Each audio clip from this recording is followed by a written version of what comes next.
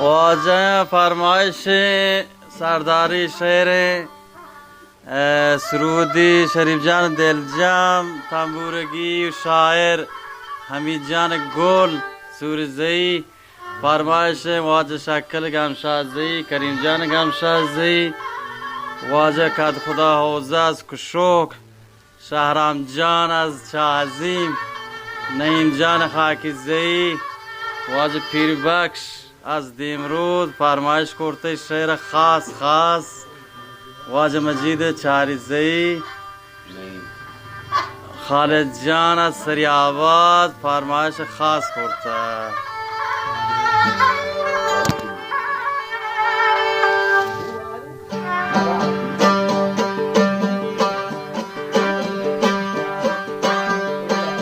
خداوند جل جلاله پر بشر سرور محمد مصطفی آخری پیغمبر لایق همه تو سلامت خالق کل جهان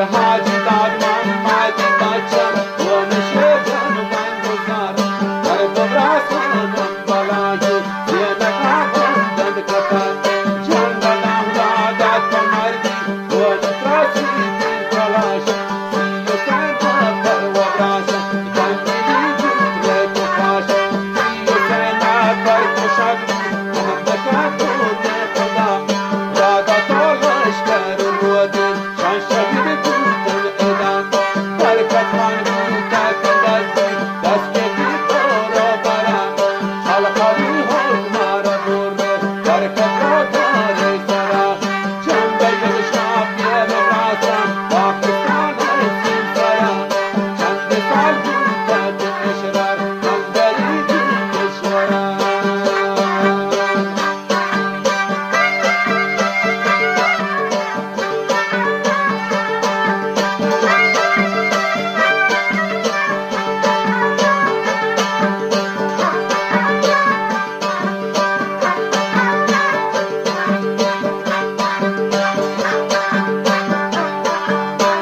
خلیل خانه دوچی تاتن ول بلوچو ملتا حاکم حکومت سهولی وهمجران دولتا تانگی جوڑ بود براسم شاہ امام دفترا حاکم آران دوچی تاتن شمجران رهبرا تانگی جوڑ بود براسم حاکم سردار خلیل دولت کی هستن کی دشمن رفتی